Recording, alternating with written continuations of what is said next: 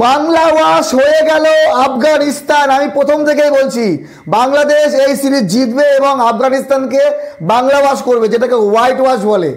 বাংলাদেশ কি লেভেলে খেলছে, কেউ যদি বলে বাংলাদেশ ভালো ক্রিকেট খেলছে না, ভালো খেলেনি। টানা 3টি ম্যাচ জিতলো এই সিরিজে, এমনকি আফগানিস্তানকে টানা 4টি ম্যাচ হারালো। নিশ্চয়ই আফগানিস্তান থেকে বেটার দল বাংলাদেশের এখন।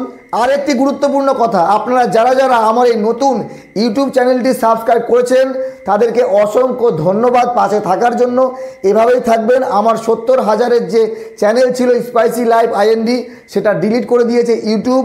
এই চ্যানেলে এখন ভিডিও আসবে, যারা যারা ভিডিও দেখছেন প্লিজ একবার সাবস্ক্রাইব করে নেবেন। এই বাংলাদেশের টি-20 দল যাদেরকে নিয়ে এত সমালোচনা হয়েছিল, প্রায় বলা হচ্ছিল যে ক্রিকেট ছেড়ে দেওয়া উচিত, এদেরকে বাদ দেওয়া উচিত, কিন্তু সেই দল টানা 4টে সিরিজ জিতলো। প্রথমে শ্রীলঙ্কাকে হারালো, তারপরে পাকিস্তানকে হারালো, তারপরে নেদারল্যান্ডস তো ছোটো দল বাদ দেন, এবার আফগানিস্তান। টি-20 ক্রিকেটে পাকিস্তান, শ্রীলঙ্কা, আফগানিস্তান এদেরকে তো বাংলাদেশ থেকে ওপরে ধরা হয়।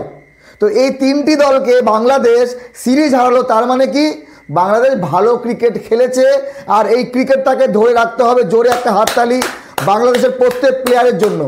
ক্যাপ্টেন্সি ম্যাটার করে না, বলে না ক্যাপ্টেন ক্যাপ্টেন, যদি প্লেয়ার ভালো খেলে, সব কিছু যদি ফেভারে যায় তাহলে ক্যাপ্টেন্সি ম্যাটার করে না। জাকের আলী অনেক ক্যাপ্টেন হিসেবে পারফরমেন্স দিয়েছে একদম বেকার, এশিয়া কাপেও আর এখানেও। গত ম্যাচে 30 রান বা 34 রান করেছে, বলা যেতে পারে না ওই ব্যাটিংটাই ঠিক ছিল, কিন্তু বাকি পারফরমেন্স আজকেও ভালো কিছু দিতে পারেনি। তবে একজনের নাম নিতেই হয়, এশিয়া কাপ থেকে শুরু করে এই অবধি সাইফ হাসান।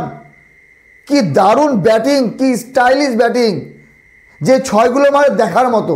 4 তো মারেই না, 4 কম মারে। আজকে রান করেছে 64, যার মধ্যে 50 রান হয়েছে বাউন্ডারি এবং ওভার বাউন্ডারি। 7টি 6 মেরেছে। বাংলাদেশের প্লেয়ারদের মধ্যে পাওয়ার হিটিং এবিলিটি নেই, তারা বেশি বড় বড় 6 মারতে পারে না, কিন্তু যখন কথা হয় এই সাইফ হাসান এবং নুরুল হাসান সোহান, এই দুজনে কিন্তু ভালো 6 মারতে পারে। তো কথা বলি আজকের ম্যাচে, আফগানিস্তান অলরেডি সিরিজ হেরেছিল, আজকে টসে হেরেছে। বাংলাদেশের শক্তি হচ্ছে বোলিং আগাগোড়ায়। বাংলাদেশ প্ল্যানিং ছিল আমরা বোলিং করব, কম রানে আটকাবো, এবং আটকেছে।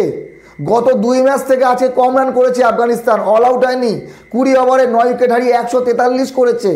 সিদ্দিকুল্লাহ আটাল 28, রাসুলি 32 এবং শেষের দিকে লোয়ার অর্ডারে মুজিবুর রহমান 23 করেছে বলেই রানটা হয়েছে। নাহলে একসময় মনে হচ্ছিল 115-20-র মধ্যে আফগানিস্তান আটকে যাবে। বাংলাদেশের হয়ে ভালো বোলিং করেছে আজকে Saifuddin 3 wicket, Tanzim Sakib 2 wicket, Nasum Ahmed 2 wicket, Shoriful এবং রিশাদ 1 উইকেট করে নিয়েছে। তো আফগানিস্তানের ভালো স্পিনার, ভালো ফাস্ট বোলার, তারা কিন্তু কিচ্ছু করতে পারেনি আপাতত এই সিরিজে। তো এখন টি-20 রেকর্ডে আফগানিস্তানকে ছাড়িয়ে বাংলাদেশ ওপরে চলে গেছে।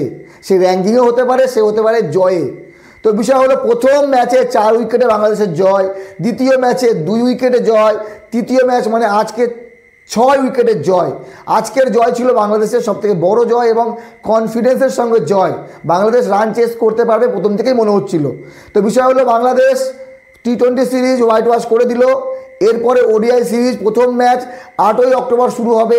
আলাদা দল হবে, আলাদা প্লেয়ার থাকবে, কয়েকজন থাকবে, কিন্তু দলটা পুরোপুরি আলাদা, ফরম্যাট আলাদা। সেখানে আফগানিস্তানকে কি বাংলাদেশ হারাতে পারবে? যদি বলি আত্মবিশ্বাস, বাংলাদেশ দলে আত্মবিশ্বাস তো আছে। আর আফগানিস্তানের যদি বলা যায় আত্মবিশ্বাস একটু ডাউন আছে।